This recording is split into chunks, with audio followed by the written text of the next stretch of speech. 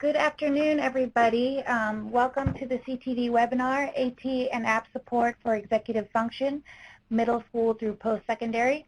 We are pleased to welcome Diana Petschauer and Stacy Driscoll today, and I'm going to pass it off to them and they can get started. Great, thank you very much, Anna Maria. And just waiting for the share button to pop up on my screen. I'll be sharing my audience with you very shortly. So welcome this afternoon or this evening, depending on your time zone. Thanks for joining us today. I'm Diana Petschauer. As mentioned, I'm a Resna Certified Assistive Technology Professional and founder of the company Assistive Technology for Education. I'm co-presenting this evening with Stacy Driscoll, who will be introducing herself shortly and getting you started. And we have a lot of information to share with you. I want you to be aware of the two handouts that should be available to you on your screen. The first is the Google slide presentation, and this is just a collection of information about this evening's webinar, as well as the link to the Google Doc, which should also be on your screen.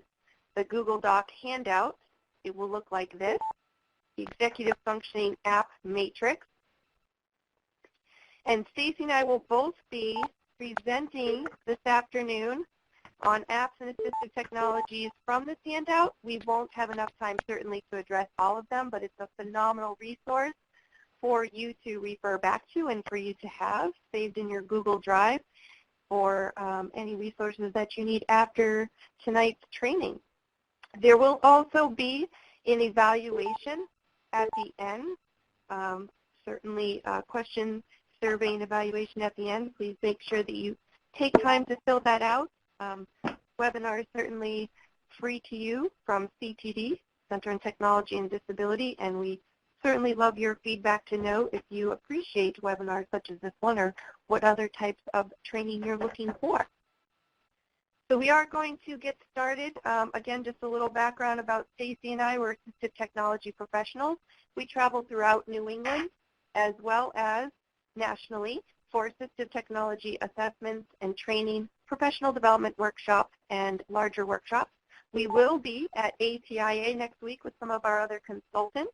If you're going to be there in Orlando, check out the schedule and hopefully meet up with us at some sessions or at a pre-conference. And I'm going to turn it over to Stacy now to get us started with this afternoon's training. Okay. Good evening. My name is Stacy Driscoll, and I am a consultant with Diana at AT for Education. I also work for the New Hampshire State AT program. Every state has an assistive technology program, as well as doing some consulting on my own, as well as a lot with Diana, which has been wonderful for me. So I'm going to start out talking about some apps for the iPad and also talking about the accessibility features. We talked about in the document that you have, you can see that there are the prices for the iOS app as well as Google. I tend to recommend apps for Apple much more than Android because Apple does a much better job with the accessibility features, developing things that are really good for someone with a limitation, disability. So the iOS, because that is a closed market, do tend to be much better apps than Google, where anybody can make an app and put that out there. That isn't to say that there aren't some good Google Android apps, but for the most part, a lot of these great apps come on the iPad, iPhone. So we're going to be talking about some of these apps. I'm going to start out with what comes standard on the iPad and then move into some other apps. So thinking about the calendar that comes standard, you can always know the date. You can see on my screen here that it's always going to tell you it's the calendar. You know what the date is. We know it's Wednesday. We know it's the 20th. So by clicking on, I'm between my computer and my iPad here. So looking at the computer, looking at the iPad and the calendar, you can see the date. The date is in red. We have what we need to do for that day. there is a plus right here in the upper right-hand corner. We can click on that and easily add an event that we want to do. So we are going to say that, let's just say tomorrow, I need to, I'm just going to put, go to doctor, and I'm on a Bluetooth keyboard, which is why the keyboard isn't coming up here for you. I can add a location. We can see the date that I want to do that. I can just slide up that I want to do that tomorrow. I want to do it at 3 p.m. It's going to end at 4, and just by sliding up, I can set an alert. So for someone with executive functioning, they may have this event they need to do, but they need to be alerted of it. So knowing what time of day and how much ahead of time they need to be reminded. So we can say that I want to be reminded 2 hours before. It will also give me a second alert. So I can be notified the day before if I needed to, 2 hours before, and then again 15 minutes before to make sure that I'm going to actually do that particular event task that needs to be done. So this is the calendar. We can also share calendars and sync calendars. I know just in our house that helps very much because everybody knows where everyone else is, and we can easily get to that and know who needs to be where. So we have the calendars, and then we can also look at it in a day view, a week view for the whole month, and then the year. And just by clicking on a date, you can get to that particular day. So we're going to close out of, hang on 1 second. We need air server. Give me 1 second to get back up. All right, perfect. Okay, so now we're going to go on to the next app, which is our reminder app. And with our reminder app, you can see we can easily add a reminder here with the plus. And so I want to be reminded that tomorrow is trash day. And so I can put that on by clicking this little eye. I can put information so it can remind me on a particular day. When do I want that alarm to have it repeated? If someone has a smartwatch, all of these reminders can be sent to their smartwatch, and so they would have that haptic feedback, sound feedback, all of those things. Again, you can have different lists here of what is scheduled to be adding within your reminders. I will say that sometimes the reminders, they don't disappear, and you sometimes have to go through manually and delete them. So once you click it off as done, it doesn't necessarily go away. So that can become cumbersome for somebody. So just a warning of that automatic reminders that come standard. So also looking at the settings and our notifications. So any apps that we have, we want to go into notifications, and you can see on the side, most of us start out with going to general. 3 above that is notifications, and it's in red. And with notifications, all of the apps that are on the, that are in the, anything that's on your iPad is going to be in your notifications. So, we're losing my screen. Yeah.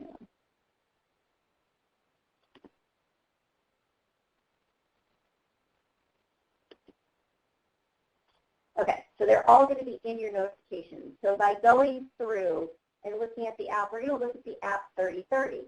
So if I close notifications, if I set a reminder in that, I'm not going to hear anything from that because it is turned off. So if I turn that back on, I can show it in my notification center, which is when we pull down from the top our notification. We can turn on the sound, the badge icon. We can show it in our lock screen. So if our screen is closed, it's still going to show us that we have a reminder. This is what's really important. At the bottom, it says the alert style when unlocked, and so it gives us none. So if you set it for none, you're not going to have, it's not going to alert you with any visual. If you set it for banner, which is here in the middle, it's going to flash at the top and it's going to disappear. So anyone with an executive functioning dysfunction, that banner is going to show and it's going to disappear, and that reminder is gone. I mean, I know myself, something pops up, you see it, and then you're on to something else. The thing with alerts is it shows up in the middle of the screen here, and then you have two options. You can dismiss it, or you can say you should go to the app. And so then you would be able to click and do and cancel whatever, or put on a snooze for whatever it is that is your alarm. So putting on alerts at least makes you physically do something and makes the student physically do something to acknowledge that alert. If you have none or banners, they can easily ignore it. And having it show on your lock screen here, if that alert comes up, it's not going to disappear until you actually do something about it. So that's really important to have those notifications set. And so you can see on here some of my apps I have off because I have a lot on here because I show a lot of different things. I don't need it all reminding me. So I want to make sure that my notifications, the notification comes up in the beginning when you first start an app, and it will ask, do you want to turn notifications on or off? If you say no, this is where you go in order to change those notifications for what you want and how to change those. And then also those that are built in, like your calendar, you can see the calendar here and what we can turn on and off. We can look at just our upcoming events, how we want to be alerted of those. Invitations, so if somebody invites us to an event, we want to add it to the calendar. We can also be alerted to that and however we want that stated. So you might not want notifications of everything. So making sure those are set, and also we talked about reminders, which are down here somewhere. Here we go, reminders. And so you can set your notifications for reminders as well. The next thing we're going to talk about is going to Safari. And so Safari is our ability to search the internet, so our web browser. And so there are lots of different news articles that students may be looking at. And a lot of students can get distracted by the screen that just has so much on it and so many pictures, but they need to, look and read some of these articles. So we're in the New York Times. I know my daughter's a junior in high school, so she uses New York Times a lot when doing research for English. And there may be a ninth planet. So in here, we need to find our article. By clicking on there may be a ninth planet. It's going to pull that article. There are still some extra things that are on this page that can be distracting. All right, so we're on New York Times in Safari, and all the way to the left are the bars next to where it says New York Times. If I click on this, it's going to clear away all that extraneous noise, per se, of what's on the side and just give you the article. It can also, to the right of the search bar, it has a small a and a large A. If we tap on that, and then we look at the small a and the large a, and we can go larger to make the text larger if students need that text to be larger, and then we can also go smaller to make that smaller as well.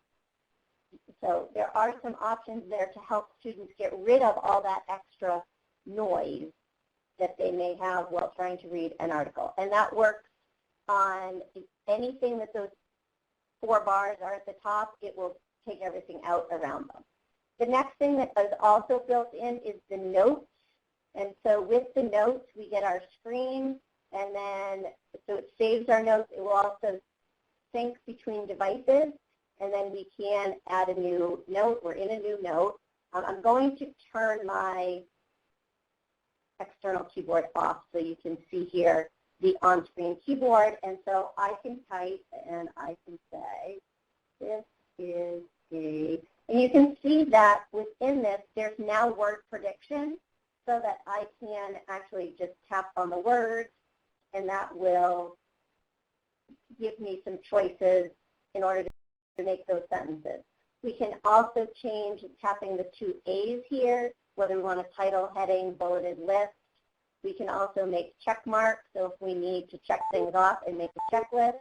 We can add pictures from our, we can either take a photo or we can add pictures from the camera roll in here, and we also can actually draw now, which is a new feature with the updated notes of iOS 9. And so now I have a pencil, and I can write my name. I also change the color, underline it, and then up at the left-hand corner, I can go back. Oops, that's erasing. So we need to go back to the note. I'm done. Add that to the note that I am on. All right, so let's get moving into, I actually want to show you guided access. My Playhome is not an app for executive functioning, but looking at our settings, and if we go to General, and then we go down to Accessibility, and then down, Guided Access. I turned Guided Access on.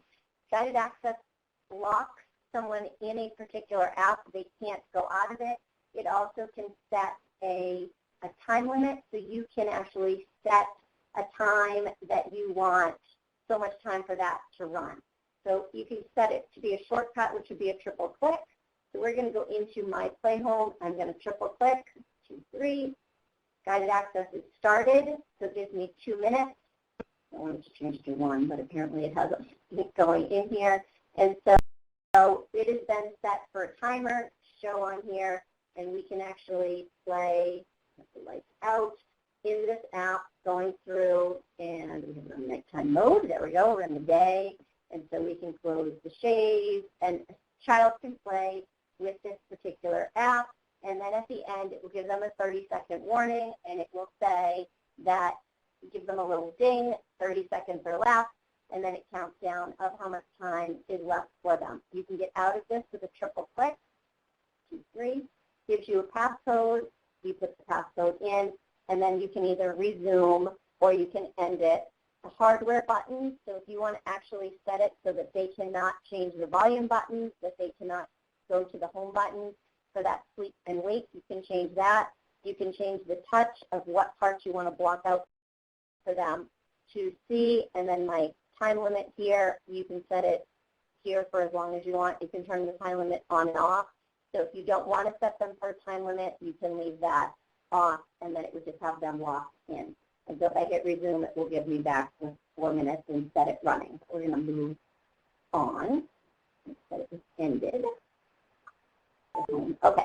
Our first app that we're going to look at is 3030. And so 3030 is very simple app, kind of gesture-based, so you need to know what those gestures are for this particular app. And so the student comes home from school, and they want to get all of those tasks done. And so we can say to a student that they need to get their homework done. But thinking about that, what are all of those sub-steps? That's like in the morning saying to us that, get ready. Well, what does that include? And that includes getting dressed and brushing your teeth and eating breakfast, which even eating breakfast has a whole bunch of sub-tasks. Getting ready in the morning and showering and picking out your clothes and doing your hair, lots of different sub-tasks. So saying to a student with some executive dysfunction that they need to do their homework is much too overwhelming. And so this breaks down that homework task for them, and you can make whatever tasks you want that they need to do and gives them a timer for each. So when a student gets home, they might need to eat snack. I said 18 minutes for that, whatever is reasonable. Get their materials for their homework. So I gave 5 minutes for getting their materials for their homework. In order to add something here, you pinch 2 fingers, but you go out. I sometimes use 2 separate fingers. So it's automatically set for 30 minutes, but we can change it. So after they get all of their materials, so we want them to then work on math. And we're going to set that time. We don't think they really need to do it for 30 minutes. This might be a young student, so maybe we're going to say that they're going to do it for 20 minutes. I'm going to lower that. And I'm going to try this again. So math. Okay. And then we want to change this. Okay, I had to hold on to it a little bit longer. So we're going to say 15 If you just do 15, you'll end up with 15 seconds, so you need to add those 2 zeros. And then when I click done, it's going to add that there. So you can see that it gives you a timer for eating that snack. So when we hit play, it's going to actually start. You can see that it's actually giving you a visual of what 18 minutes looks like. So we're not going to run through this, but you can see how that's going around 18 minutes. If we need to add 5 minutes or subtract, you can also lock it so the student doesn't see those tasks. And then when we're done, we can swipe it to the left and it goes to the bottom, so we could reuse this. If we want to delete this and say that we're completely done, we swipe to the right.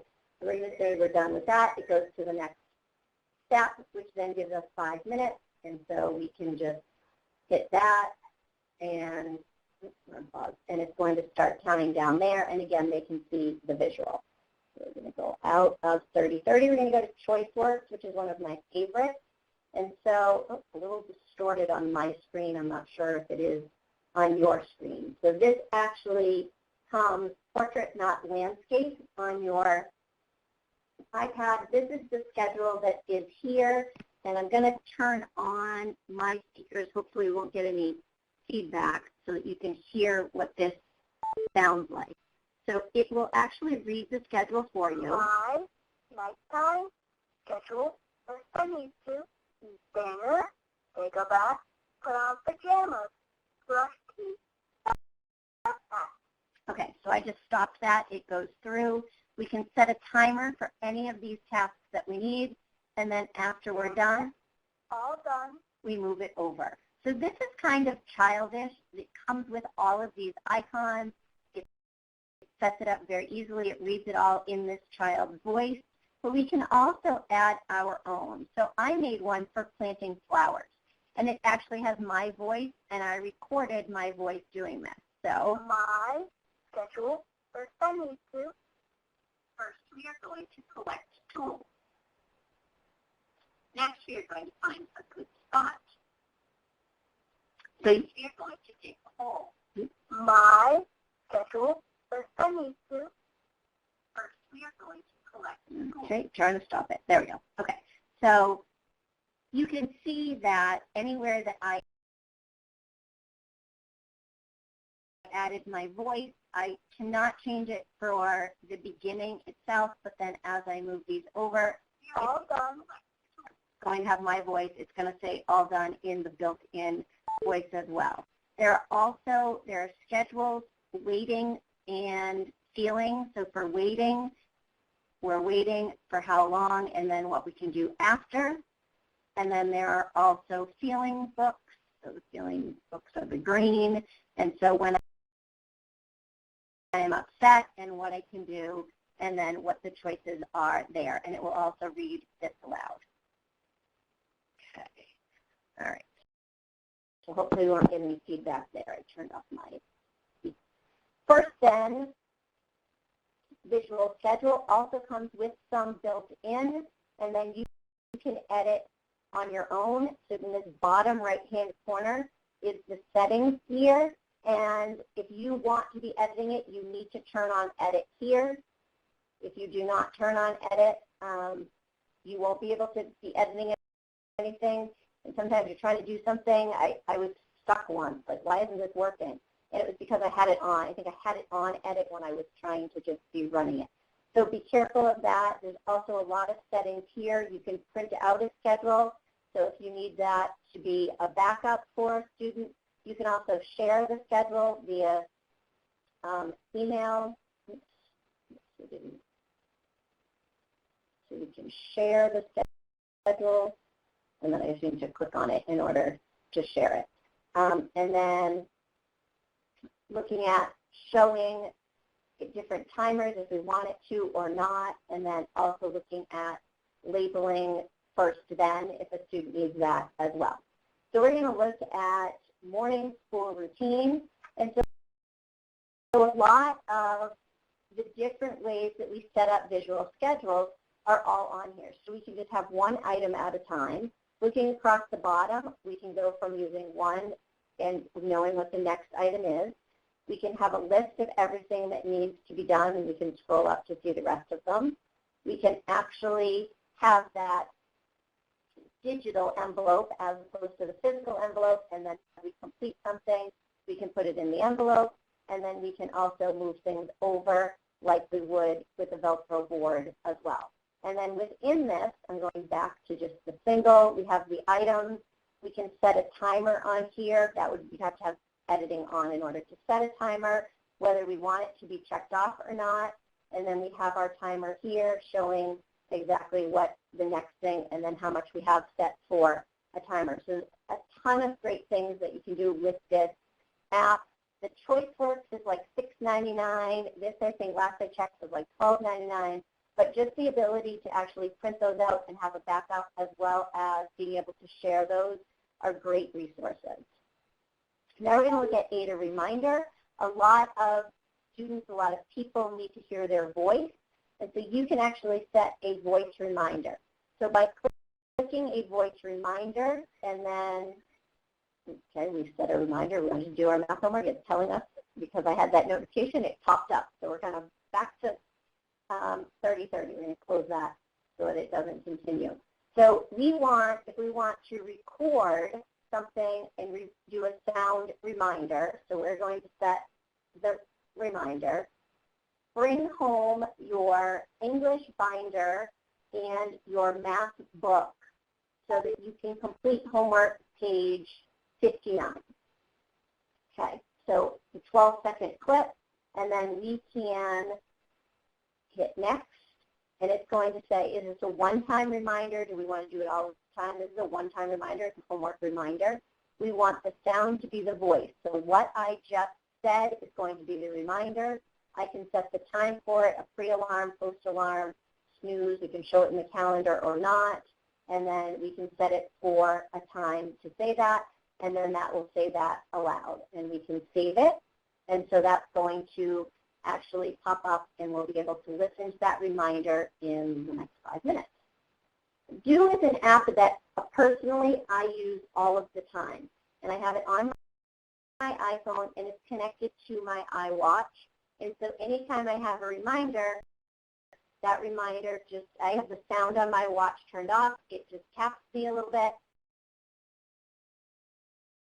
and I'm able to look down and see, oh, that's what I needed to do, and I can mark that off as done, or I can snooze it and know what I need to do, and I have my snooze set at different times depending on what it is. If it can go in hours, hours the default, and so I use that. But this will also pop up as your reminder, and so I want to add a reminder. And this is what you get when you're adding a reminder. You can also use the microphone on the keyboard if you want to say something, and then so I can say, remind me. I'm going to say, call Diana. Truth be told, there are a lot of reminders that say Diana. And I'm going to put that for Thursday, and I'm going to put it at 2:25. And you can see also the set times. It gives you some preset times, and then also the plus and minus 10 minutes, an hour, 3 hours, or a day. You can change those of what you want to come up. 9:30 on my phone, I have it for 6:30 in the morning, because if I need a reminder in the morning, by 9:30 I'm long gone from the house. So if it's something I need to do before I leave for work, it's going to have to be set for 6:30. I can then change my snooze. So this says every minute. I might say every 15 minutes. I have it paid for on my phone, and then you can reset it. I hit OK. And so that's going to give me that reminder, and tomorrow it will pop up, and I will know that I need to do that. Our next app is Inspiration Maps. And so if you're familiar with the computer program of Inspiration or Kidspiration, this is the same thing except it's on an iPad. You can send it and it can sync. You can start with a blank, and then you can also start with, there's all sorts of templates here that you can use. So let's start with this English essay brainstorm. We're going to use the template. It opens the template. It gives me instructions of what I need to do, and then I can tap on it, and then I can add some text there if I need to. I can add text. I can enter that.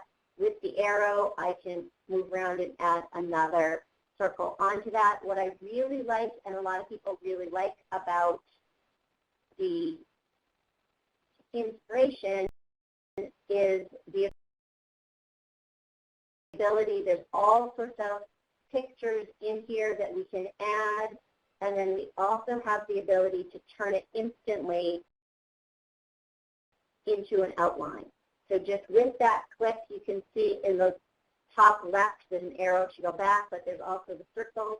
So with the circles, I get the template of the inspiration map, and then with the dotted lines, I get the outline, so that it's in outline form. So that's really helpful for a lot of students. Next, we have, just kind of looking onto photos, we have CanPlan. And so Diana and I are going to kind of switch screens here and go over CanPlan a little bit. These are the ones that come with CanPlan, and so these, so we're going to go with Make Coffee. And so it already has this in here, and so I can hit Speak at the bottom. Oh, before we start this, let's go back to Ada Reminder, because you can see our reminder popped up. I can't do anything with CanPlan until I either close Ada Reminder or open Ada Reminder and go to it. So let's go to open it, and before I click on that, I want to see, oh, I wonder if it played it while we were, there we go. Let's see if we can play it again.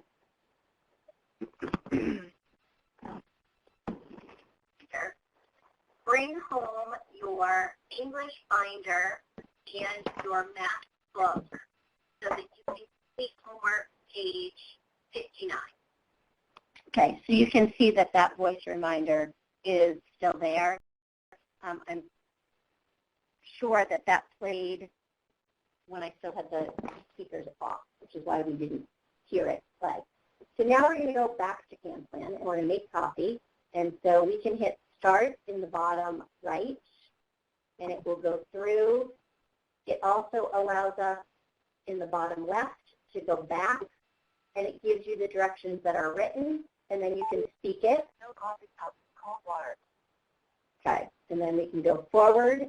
Interesting with that. And then looking at all of the tasks, you can also add, I'm not going to pull my screen back up because Diana's going to share hers, but there's also the add task at the bottom, and then you can go through and make your own board, adding tasks, adding step-by-step, scheduling the task, and then it will give you a reminder as well. So Diana, if you want to go from there. Yep, sounds great. I will pull up my screen as soon as you stop sharing. I will share mine, and I will continue with the participants this evening. I'm going to show you a few more iOS apps for the iPad and iPhone. Just going to. I am having trouble figuring out how to stop sharing. Stop sharing screen. Okay, got it. There we go. Got it. All right. And I'm going to start sharing my screen. And what you're going to see first is the Google Slide presentation. Again, some of you have been asking about the links for the Google Slide presentation. This is what you will see when you download it. There's also a link in the bottom left of your screen for the handout, which is the handout to many, many apps and assistive technology. The link to the name of the app and to find it in either the App Store for iOS or the Google Store, because we'll be showing some of both this evening. And we won't get to all of these, just so you're aware, but you have this wonderful resource, so be sure to download them if you're looking for them. Get some great videos. It's also a feature matching table at the bottom there. So you have both of these handout links in the bottom of your screen currently. And now I'm going to share my iPad screen so that I can continue with CanPlan and a few other Apple or iOS apps for the iPad. I'm just starting Air Server here so that you can see my iPad screen. Sometimes I touch my computer screen thinking it's going to control my iPad, and I don't have such magic. So now we're going to continue with CanPlan. That's the icon to the top left there. And as Stacy mentioned, this is a really great app for students or adults or young adults who need assistance with scheduling a sequence of events for a particular activity or a task. So certainly having the ability to have the option of step-by-step, for example, charge my phone or wash clothes. They can walk step-by-step with pictures or a video as well as the text, and they can hear that text out loud. It can be synthesized speech. Grab detergent from cleaning faucet. Oh, we just lost air server there for a minute, it looks like. I'm going to try and bring that screen back up for you. Ah, there we go.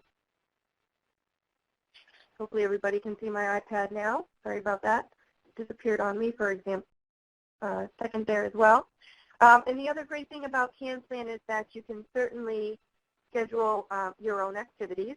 So you can start a task, and you can name that task, of course. You can choose a photo. You can take a photo with the iPad itself or with the iPhone, or you can use a photo that you already have, which is great. And then as you add these steps, you can see where you have, oh, the air server is just conking out. That's not good. Hopefully it's going to come back for you here. Could be this particular app in general.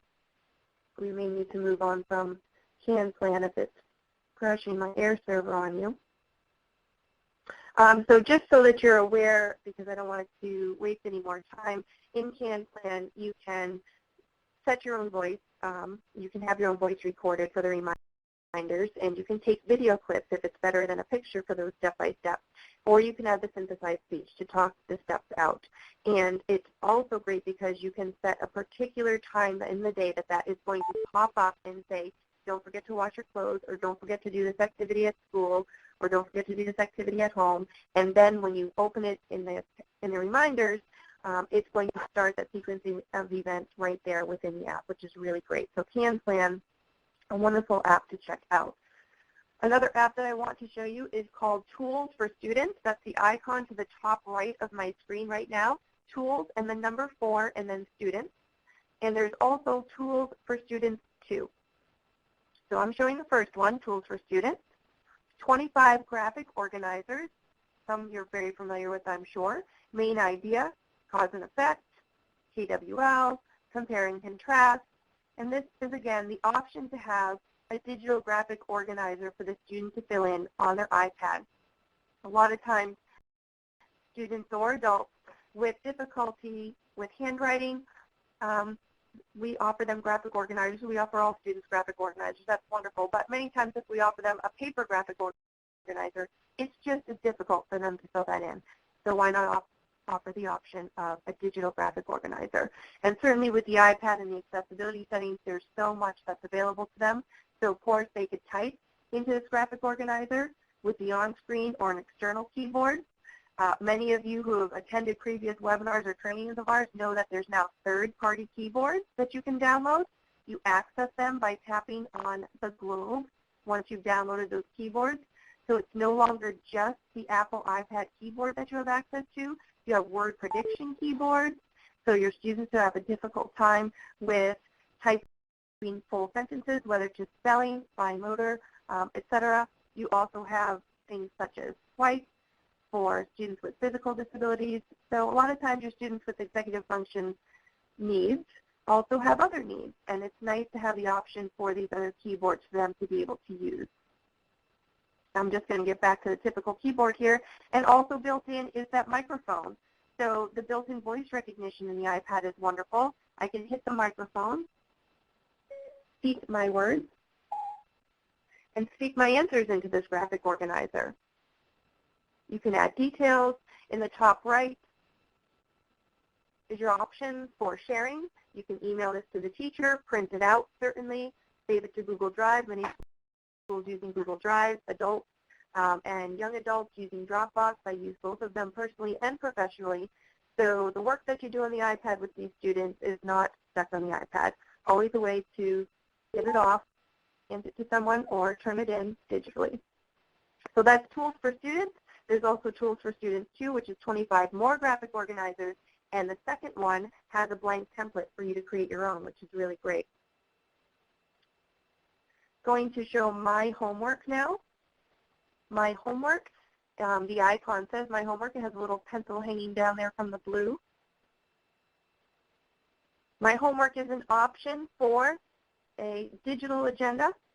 So it's an app for a digital agenda, especially for your students who have a difficult time with that paper agenda that's stuck in the bottom of their backpack. They're supposed to be writing their reminders and their homework down in, but they don't seem to have it, or it's squished somewhere, maybe in the back of their desk or in their backpack, briefcase if it's a young adult. And so with my homework, the students can use this individually on their own to schedule reminders or set up homework assignments.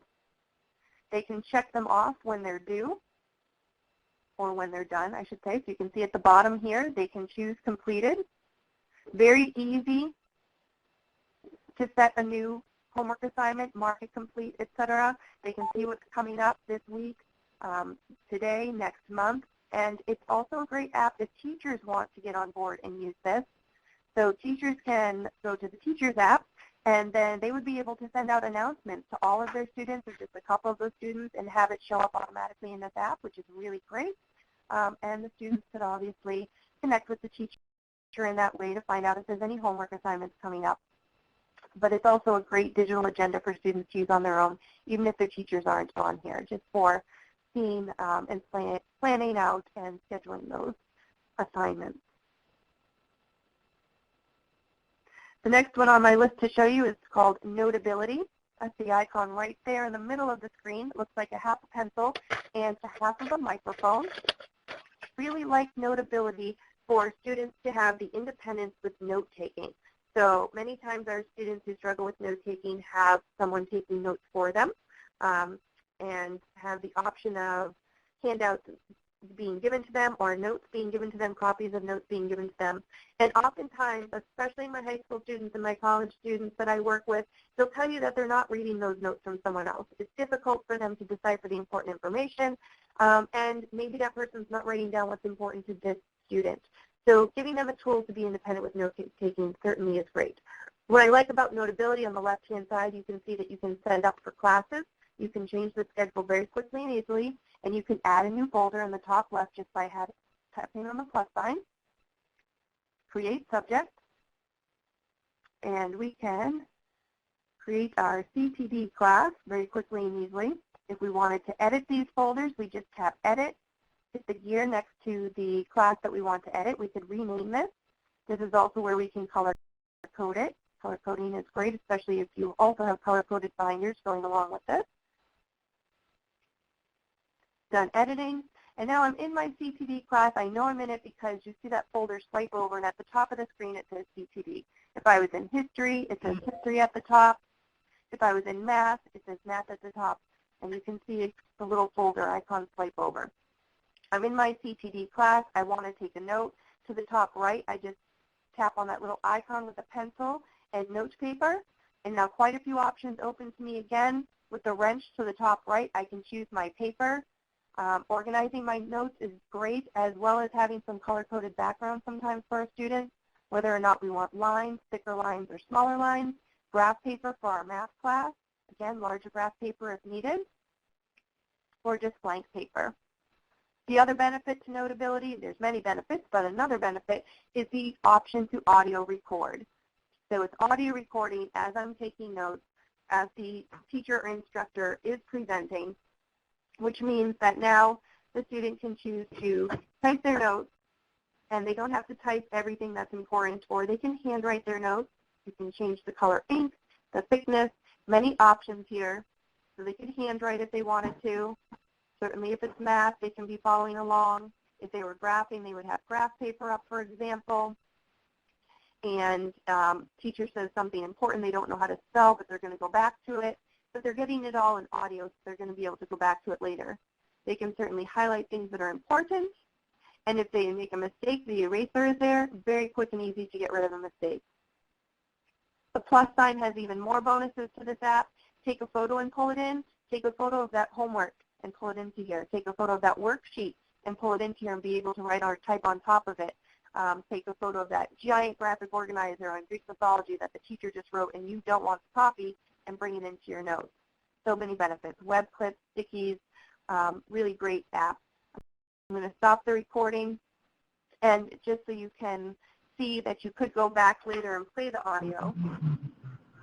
And I'm not sure if you're going to be able to hear this on your end, but it does sync to the audio in the notes. So that means whatever I tap on, even if I have 5 pages of notes, I can go to page 5, tap on that part of the notes, and I'm going to hear what was said exactly at that time. So for your students who have a difficult time processing, taking notes at the same time, organizing their notes, they can go back and listen, especially if it's a math problem being done out step by step, and they'll be able to get back to these notes and add them. Again, sharing options are wonderful in this app. Save it to Google Drive, Dropbox, email, save those recordings in iTunes. That is Notability. And Stacy showed you quite a few apps for reminders, even the built-in calendar and reminders that are on the iPad and iPhone, especially with those notifications. But if you're looking for a separate app for reminders, Errands is another great one to check out. So it's called Errands. You see the icon there, the little icon with the check mark and the blue. And so if I start Errands here, and Errands is really great as, sorry, was there a comment? Oh, okay, I'll keep going. I thought I heard a comment or a question. So you can see that on the left-hand side with Errands, I like that you can set up folders, so I can have errands for work or reminders for work for home, homework, school, etc. Also on the left-hand side is my logbook, so I can see my completed tasks that are done. Many different ways to customize that, and the plus sign, of course, on the left. I could add a folder if I wanted to. On the right-hand side, that's where I can add my tasks. So I can give it a title, I can give it details, I can assign it to a specific folder. So let's just do a sample one real quick.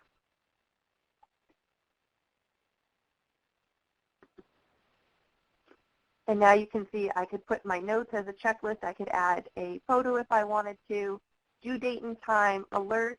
And the great thing about the alert is you can have your reminder to nag you. So maybe you're the type of person like me. I get a reminder to do something, and then I got caught up doing something else, and I forgot I got that reminder. So I need that nag. I need to hear every minute or every 5 minutes or maybe every hour, go back and make sure that you did that particular activity. So I like that feature of this app. Many great features to check out with Errands, and many options in your settings to customize the appearance in your tasks and so forth.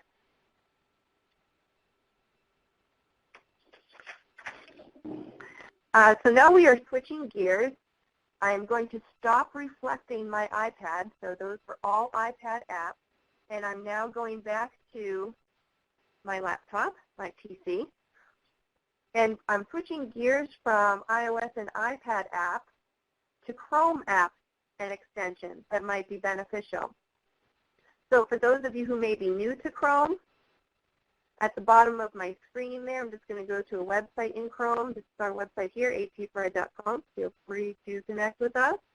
And so at the bottom of my screen, hopefully you can see this as well, is the little beach ball, the little icon for Chrome. Chrome is a web browser, just another way to get onto the internet, just like Internet Explorer or Firefox or Safari. But you have to be in Chrome in order to use these Chrome apps and extensions. So if I was to open a new window in Chrome, and click my icon for apps, the little square of squares, square of mini squares, this is going to bring me to my apps page. So it kind of looks like apps on a tablet. I can scroll through several pages of my apps once I download them. And my icons for extensions are in the top right of my screen and show up as little symbols or icons in the top right of my screen. The main place where you're going to download these apps and extensions, and again, that app matrix has a link directly to these apps that we're talking about, and will bring you either to the Chrome Web Store or to the iOS Store if you're on an iPad and you want to download on your iPad.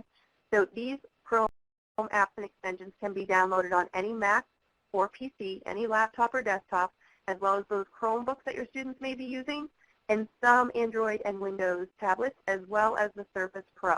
So think of all the apps and extensions you can be using. This is the Chrome Web Store icon. You could even just Google search Chrome Web Store and you're going to get to it. Looks like a little beach ball in a beach bag. This is where you're going to search for those apps and extensions that you want to use with your students. Certainly feel free to download the ones we're recommending, but come back and search here when you have time. There are so many free and low-cost apps for education here. That's why so many schools you hear going Google. You can search by topic or subject, or you can search by feature that you need. If you need mind mapping and brainstorming, you put in mind mapping or brainstorming right in the search bar, and you are going to get many apps and extensions to check out and try for yourself. And some of them we're going to show you this evening. So definitely make sure you check out the Chrome Web Store, because this is not an exhaustive list, but hopefully you find it a decent one. And so the first one that I want to show you is called Session Buddy.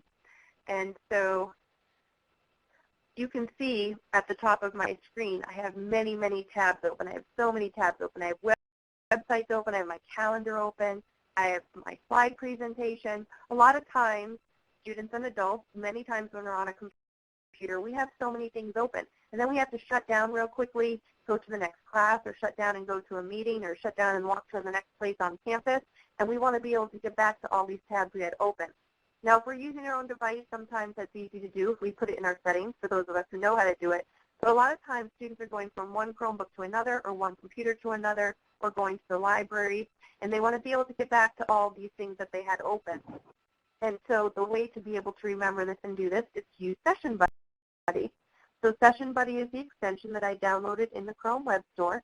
The icon is in the top right of my screen. My mouse is over it now. It looks like a little blue and white square. And the brilliant thing about Session Buddy, when I click on this, is now it's listed all of the windows that I have open, no matter what it is and what I was working on. Now in the top right of my screen again, I'm hovered over the Save button. I can save this session. So I always put in the date and perhaps what I was doing at that time.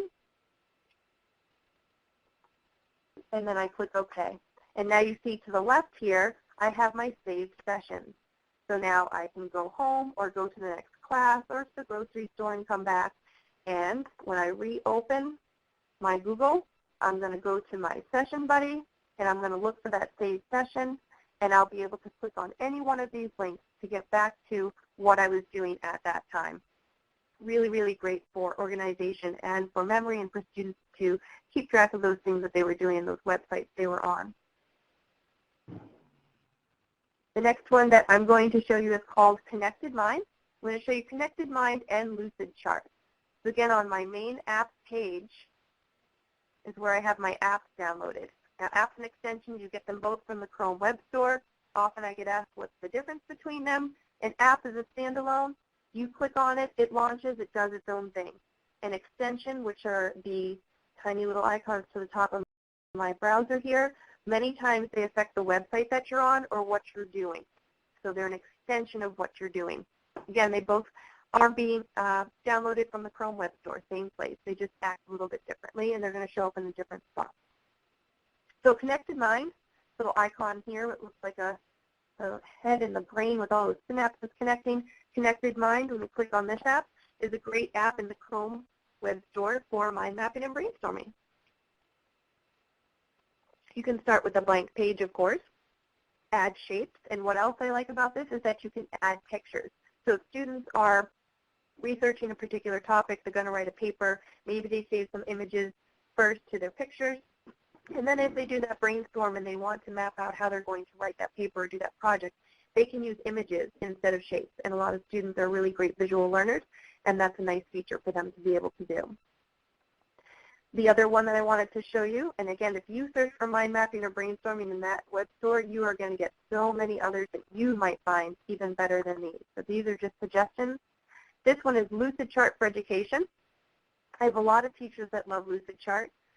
Similar to Connected Mind, you can start a brand new mind map if you want to. I'm just going to sign in with my Google here. It's nice and fast and easy. Your students can do the same. You can start a brand new mind map, but what I like about Lucidchart is that they have this. They have this great resource of digital templates or graphic organizers already here for you to use with your students in digital format, again, so that they're able to type into it or use assistive technology. So Venn diagram, 5 Ws, persuasion map, etc. You can pull up the story map, and now they have access to this graphic organizer to fill out digitally. It's pulling up here slowly, loading. There we go. Or they could create a brand new mind map with the shapes on the left-hand side as well. So some great options there in Lucidchart for education. Next on my list to show you is My Homework and My Study Life. Those are the two icons at the bottom of my screen here. So My Homework I showed you on the iPad. It's very similar in Chrome. And there's also My Study Life. I have some students that prefer one over the other, but they're both free, great to use. So again, it's the option for a digital organizer here. I'm just going to downsize the back of my screen so that doesn't confuse you. So it's a digital organizer or online agenda, again, with the calendar view, the homework view, the option for connecting with teachers, announcements, and so forth. And again, for the students who are just going to be better at pulling up this agenda, typing it in, moving on to the next class, running across campus, this is so much easier than digging for that paper agenda and trying to jot it down and then losing that or losing the piece of paper that they wrote it down on. If they have this, they pull it up, they write it down, boom, it's following them, it's with them digitally, they can carry it with them. So I really like the idea of a digital agenda. I have a lot of students using that. And on to Google Calendar. So this is just a built-in Google Calendar. So many people are using this already. Very quick and easy to use, built-in, free, can't beat free. And again, it's just the option for the view for the day, the week, the month. You can see what's coming up.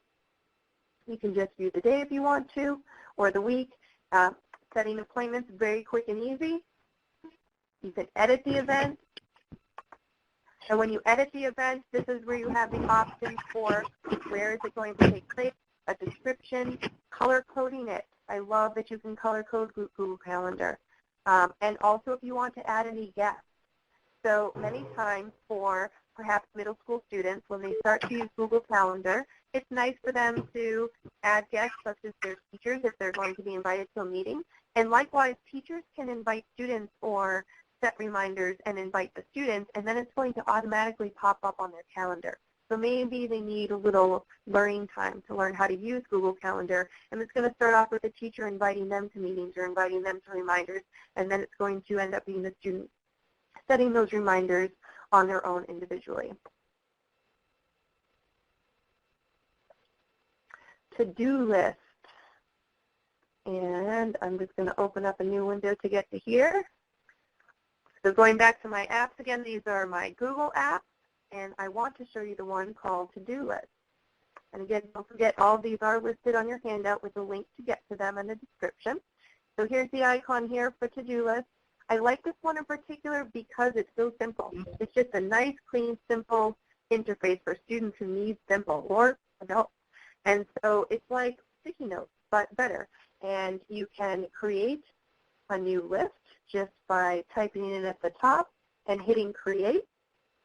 And then you can add to a list just by typing into that list. So maybe I have reading to do, typed in reading, add to my first list. I like this setup because, again, I like to see side by side what I have today, what I have this week, what I have this month. I probably switch these two around here, these two particular lists.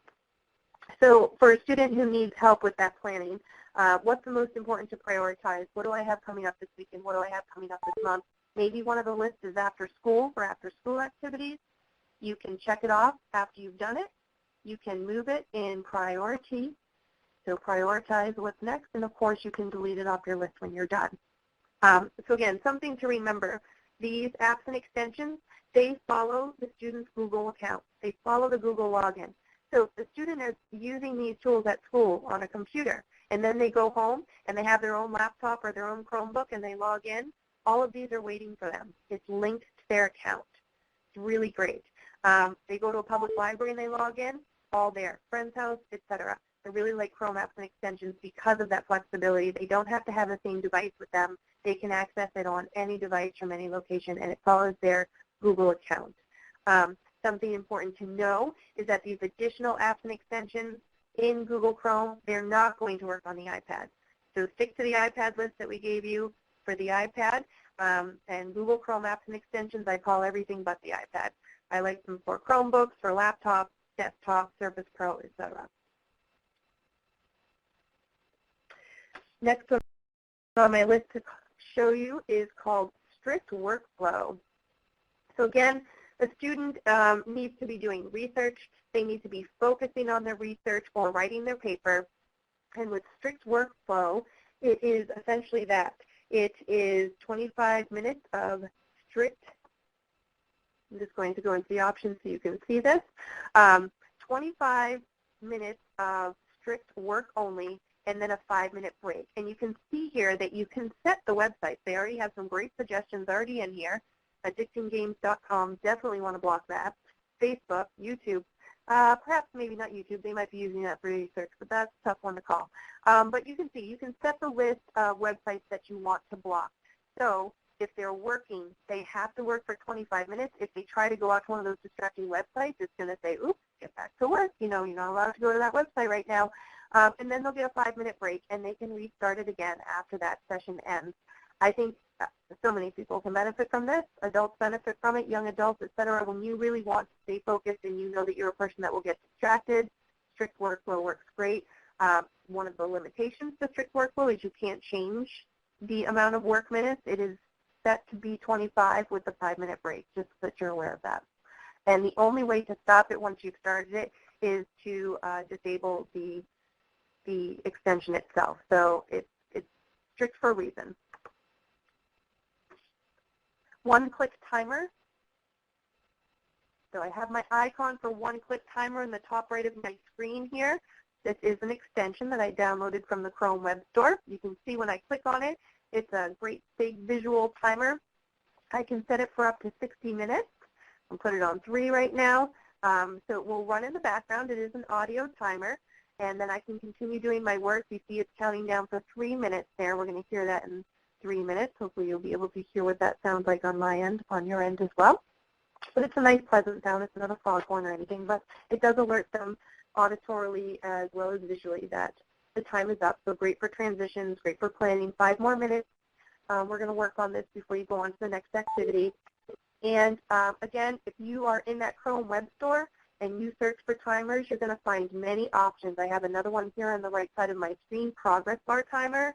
So check those out for your students that need audio and visual timers, many Chrome apps and extensions to use for that feature. And now readability.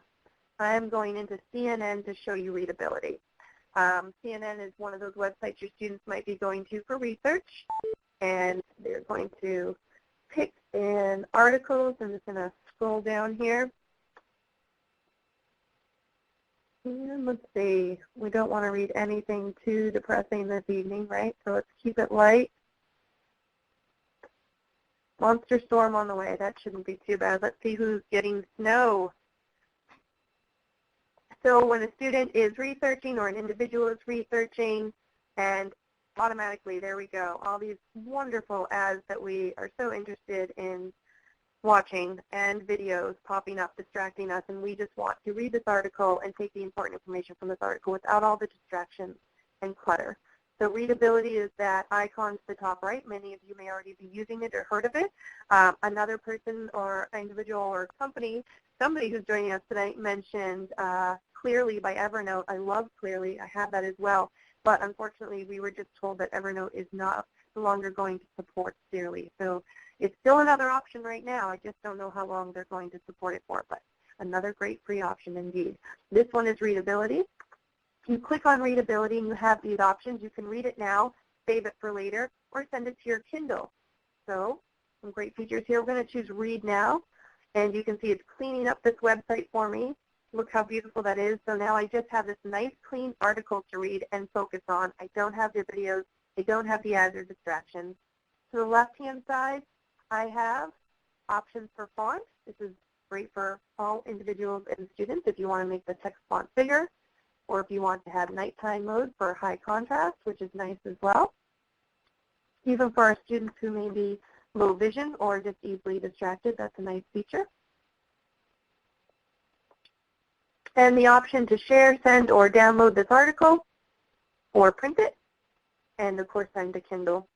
And the Evernote Clearly extension is another great one. We're going to have our timer go off here. There's our one-click timer. And my volume is actually turned down, or you would be hearing an echo. That's why you can't hear the audio. But the right-hand side there, you can see the one-click timer. Time is up, and it plays a little audio prompt. So check that one out. And now we will close out of readability as well. The difference with the Clearly and Evernote version is that it could save to Evernote, which is why we like that one so much, because we have students using Evernote. Maybe they'll change their mind and continue that support. That would be great. All right, what's next on my list for you?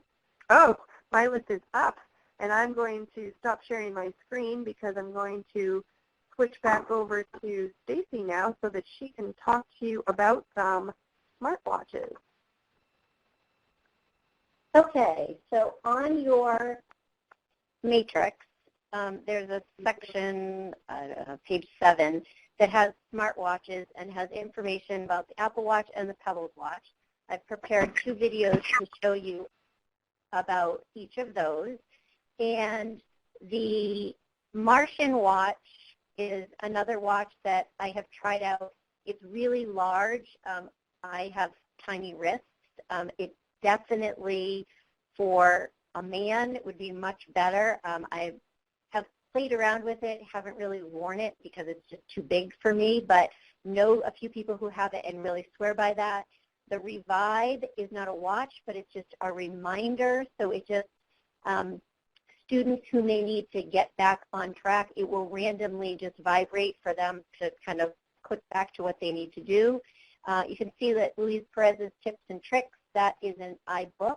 It's 99 cents, but has some great resources in there. There's also a Consumer Report comparison of some smartwatches. So we're going to talk about and then the we just Apple stuck Watch. in here some So we have Windows the 10 accessibility, which has nothing to do with smartwatches, and which by is well. clicking on Seeing it here, this figured I would let you know crown, that. we are able Also to going to get to all of our page apps. 8 So of the with my matrix, finger, I can wanted to swipe around. remember to I really mention like this. the There is a Apple Watch for executive feature functioning matching so that because you you can look at what really device you're can looking use at, it to input give method, reminders. output, So I use it with features, Do all the bird time. features And I of what put my you reminders, might I use need, it what the with my deficit phone, area is, and so I'm take a look at able that as to well. set So before we my look at the reminders, Apple and Watch then when they go video, off, they come to Apple my Watch watch, only and when they works come with to my watch, an I get that iPhone. haptic There feedback. are So it gives me that lots little and tap tap, of and I apps know that are that I becoming need to look at my compatible watch to find out with what it the is that Apple I need Watch, to do.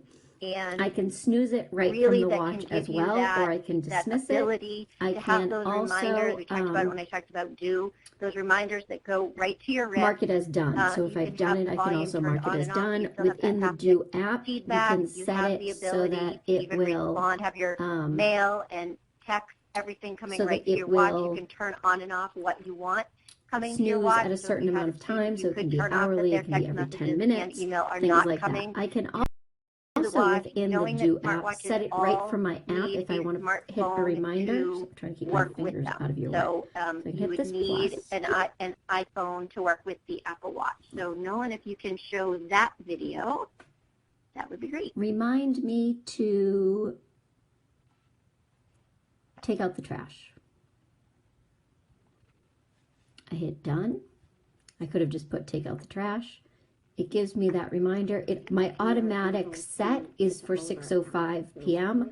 I can either confirm that or I can reschedule it. When I reschedule it, the times that are automatically set on the Do app come up as my options. I can add or subtract time depending, or days, depending on what I need. So I have some flexibility, the same as within the app, to set that to when I need it to be. So I'm going to set it for 12 a.m. And when they come to my watch, I get that p.m. today, and then I can confirm that. And I know I can also go to my watch and I can see everything that's I can snooze it right set from the for watch me. as well, This or I just can reminded dismiss me it. that I need to make I my can Apple Watch also, video. And so you can see that my options are I can mark as done. mark it as I done. can so if push I've it done off I for can another also mark hour, it as or I done. can dismiss Within it. the Do I'm going app, to we can mark set it as it done. so that it And so will, then that disappears. um, So we can also so that go it back will to the home.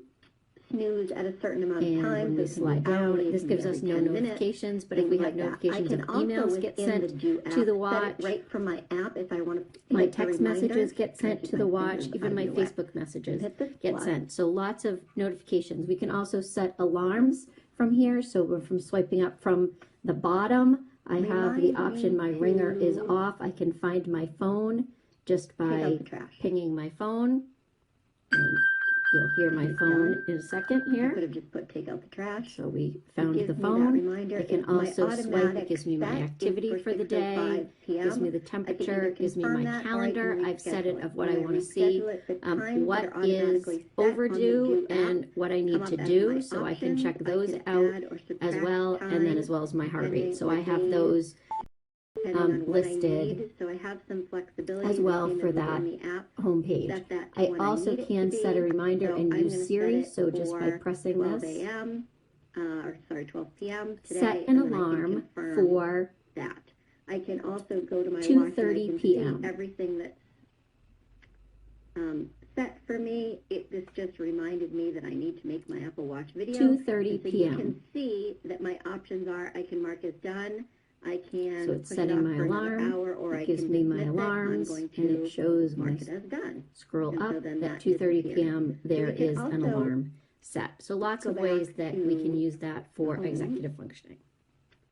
And when we slide down, this gives us no notifications, but if we have notifications of emails get sent to the watch, my text messages get sent to the watch, even my Facebook messages get sent. So lots of notifications. We can also set alarms from here. So we're from swiping up from the bottom. I have the option, my ringer is off. I can find my phone just by pinging my phone.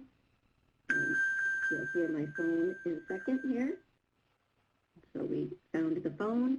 I can also swipe. It gives me my activity for the day, gives me the temperature, gives me my calendar. I've set it of what I want to see, what is overdue and what I need to do. So I can check those out as well, and then as well as my heart rate. So I have those listed as well for that home page.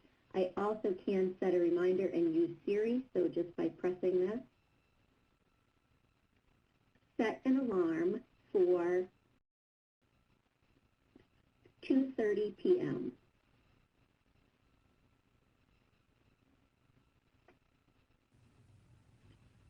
Now we're going to show a video of the Pebbles watch. So this is an older model of the Pebbles watch, and you can see that we can change the date, but we have our home button here on the left. I'm going to reach over here. And then we have our three buttons here for selecting. So we select with that middle button. So we have our music. So that was a video from there, and we can the hit this Apple Watch. top I needed button to turn down my to play our volume. music. We can also So, scroll. hopefully Actually, those of you who are having trouble our hearing music it, found, but you can see that we have our turn down that scrolling buttons and then our play button if there was music find that out. found here.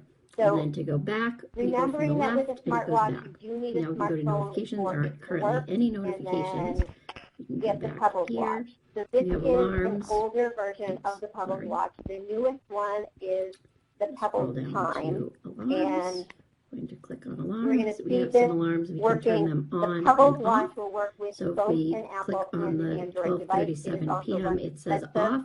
Then the If I Apple click Watch, on that, I can enable, I can edit, or I can delete it. of I the want Apple Watches, and to I edit, love I it, can and go it's not a down. If I problem. really want to enable, I go back I up. don't know that you The necessarily center button need enables it, the so you can see greatest that that is of the now Apple on Watches. as I haven't well. had any We also issues have with options mine. to do And a then, new so alarm this and video also is change about the our Pebbles Watch. snooze delay. And then we can go back. We can change our watch faces, we can use a smartwatch, some settings, and then there are some Pebblettes in here, and so with here there's a calendar, there is a calculator, If you want a calculator, there's a calculator. You can change the date. You go back. There's also a stopwatch. There's a little stopwatch and a timer. So if I want a timer, I can click that, change my hours, seconds, and then I can start that as well if I want a timer. There are also apps for the Pebbles Watch that you can add to through your smartwatch, which will work with either an Android or an Apple device, and so you add some apps there, and then you can add some reminders and such things with your Pebbles Watch, and you'll get notification and the vibration and haptic feedback on this. Currently, any notifications, you can go back here. You have alarms. Oops, sorry. We'll scroll down to alarms. I'm going to click on alarms. We have some alarms. We can turn them on and off. So if we click on the 12:37 p.m., it says off. If I click on that, I can enable, I can edit, or I can delete it. If I want to edit, I can go down. If I really want to enable, I go back up. The center button enables it, so you can see that that is now on as well. We also have options to do a new alarm and also to change our snooze delay. And then we can go back. We can change our watch faces, use a smartwatch, some settings, and then there are some Pebblettes in here. And so with here, there's a calendar, there is a calculator. If we want a calculator, there's a calculator. You can go back. There's also a stopwatch. There's a stopwatch and a timer. So if I want a timer, I can click that, change my hours, seconds, and then I can start that as well if I want a timer. There are also apps for the Pebbles Watch that you can add to through your smartwatch, which will work with either an Android or an Apple device. And so you add some apps there, and then you can add some reminders and such things with to your Pebbles Watch, and you'll get notification and the vibration and haptic feedback on that.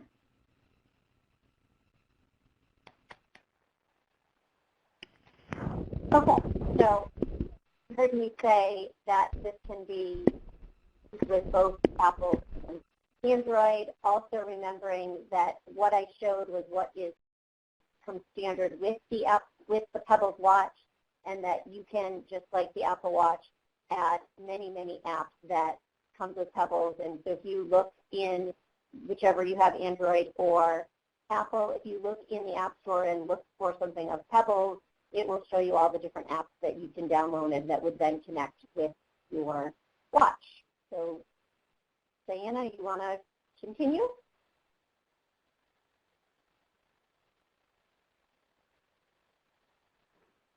We're going to open it to questions. Oh, sorry about that. I was on mute while I was talking. Okay. Thank you, Stacy, so much for sharing. I'm going to share my screen. I think we have enough time for me to share just a few of the free web resources that are also listed on your app matrix, and then we will open it up for questions.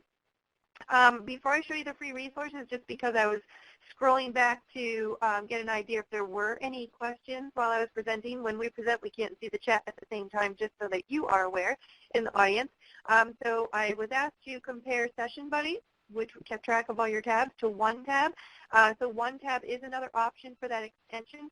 The additional benefit or difference, I guess, with OneTab is when you click the OneTab extension icon to the top right, what it does is it consolidates all your open tabs to one tab. This is great because if you have several tabs open at one time, it can slow down your computer significantly and just be distracting, and you can see that you have that list of all of the links that you were on to get back to, and you can restore them all or save the page. So it's similar to Session Buddy, so thank you for that question. And just wanted to point out again, in your app matrix, you have several hyperlinks to all of these apps and assistive technologies, plus more that we won't get to tonight, and the free resources, as well as some great videos. And so I believe I have, there we go, nope, that's there it is. So the app matrix does have a link to Luis Perez's Apple Watch tips and tricks. So if you're interested in more great information on using that Apple Watch, you can download this in the iBook store. and it's really, really phenomenal with videos and step-by-step tutorials. So check that out. It is a hyperlink in your handout. One of the free resources listed is Simple Mind. So if you're just looking for another option for mind mapping and brainstorming, there is a link to Simple Mind. And also in the beta form right now, beta testing is EduSync, E-D-U-S-Y-N-C, EduSync. So there's a TeacherCal and an EduSync, or EduCal rather, for the students. And what's great is they're essentially just building this right into Google and Google Calendar. So check out these videos, and it is the option for students and teachers, again, to share their calendars, set reminders, see what's coming up for homework, and get those announcements and so forth. And it's all free, so you can check this out. I really think that schools and students, educators, both can benefit from using EduSync, and there are a lot of schools that are trialing this right now. Cold Turkey, and the option on the Mac for, or the equivalent on the Mac would be Self-Control, both of those links. So very similar to the other option, Strict Workflow, with it, which is an extension. These two are just web resources. You can get them on the internet in different browsers, not just Chrome. So fewer distractions, more free time. This is Cold Turkey. You can try their free version, or you can update or upgrade to their paid version. Block websites, block applications, improve focus. So again, on the PC, it would be Cold Turkey, and on the Mac, it is called Self-Control. And one more that I just wanted to show you is Remind, free, and easy way and safe way for teachers to remind students through text messages. So certainly it's not appropriate for teachers to just be text messaging their students, but they can set up an entire class, send out reminders for a test or homework. All the students get it on their mobile phones and devices, and it works really great. It's all free. It's all accountable. It's all held in a nice, secure classroom-type environment online. So check out Remind if you're an educator to use with your students. And now, because we have just a few minutes left, I am going to stop sharing my screen so that we can address any questions that the audience might still have. And please feel free to type your questions right there into the chat so that we can address them this evening. Is there a Chrome tool that will take brainstorming into an outline? Jeannie, I get asked that so many times. I haven't found one yet. It doesn't mean it doesn't exist, but my research has shown that there's so many great mind mapping and brainstorming tools, but not one that takes it into an outline like Inspiration yet. And I say yes because we all know it will be developed soon. I wonder if any or all of the iOS apps are fully accessible and work with the built-in iOS, like VoiceOver. Yeah, certainly. I haven't tested all of them with VoiceOver, but many of the ones that we recommend do work with VoiceOver. And I did notice that there was another question about apps for students to use for using their voice. So many of the apps that we showed on the iPad, that built-in voice recognition, that microphone works in all of the apps that we showed this evening. And on the internet in Chrome, if you go to Google Docs, there is free voice typing under Tools in Google Docs. Any student can use their voice to type now. It's free. It's called voice typing, built right into Google Docs.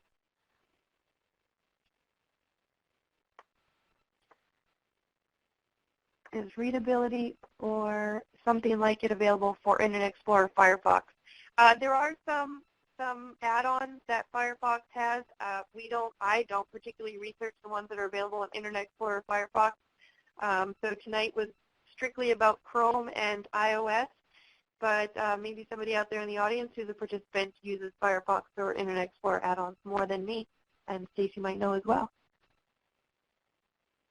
I don't know, sorry. Okay. If a student has an older iPad without the mic, there is a voice dictation option for Google. Yes, there is, exactly. Well, an older iPad, you could use the Dragon app, Dragon Dictate app, if you don't have the newer one. And yes, in Google Docs, there is the option for voice typing. And there's also an add-on for Google Docs called Speech Recognition. Both are free and both allow students to type using their voice. Trying to keep up with the chat here.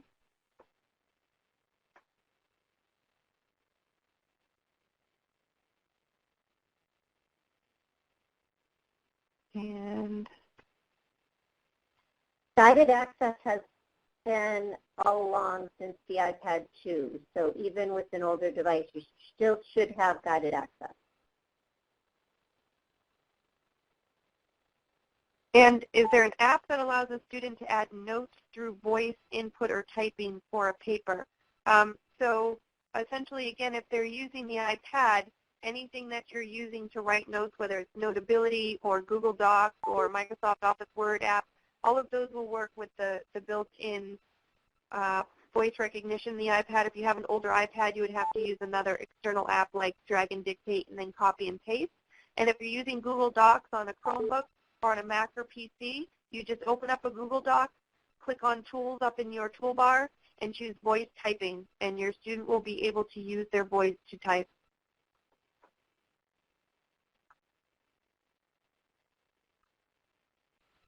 Lori asks, is there a way to have students fill out a scanned worksheet PDF on the iPad with word prediction? Notability, Yes. You can pull a PDF in, and then they can fill it out on there, and I'm guessing that there would be word prediction there. Yes, so as far as filling out a worksheet on the iPad, I would recommend either Claro PDF or Notability. You can take a picture of a worksheet with the iPad and pull it in, and Claro PDF will do the OCR, optical character recognition. And then you would be able to use one of those third-party keyboards to use word prediction while typing into that worksheet, or you could use the voice recognition for using their voice to type into that worksheet. And just so that the audience is aware, we did another webinar as well as an online course for CTD, who is hosting this webinar for you this evening, ctdinstitute.org. It's called Apps Across the Curriculum. It is recorded there, so if you want even more iPad apps and suggestions, we did show Claro PDF and a few of the others that we're talking about now just through these questions. So if you're interested in viewing those at a later time, you'd certainly be able to have access to those also.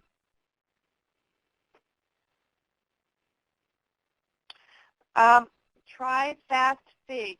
I'm going to type it into the chat so that I don't have to spell it for the math for Chrome. FastFig for math will allow you to type the symbols. You have to turn off the option for solving the math problem if you want them to be able to solve it on their own, but FastFig will also work them through the math problems, different types, and has many symbols for different types of math, and that's in Chrome.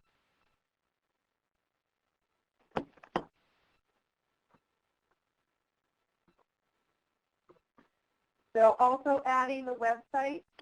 So if you signed up for tonight's webinar, ctdinstitute.org is where you did it. You go under the different tabs there for the courses in the cafe, and you will be able to find access to our previous webinars and courses on more apps across the curriculum and devices. Anything for typing math that also reads out loud? Alice, are you asking for iPad or Chrome?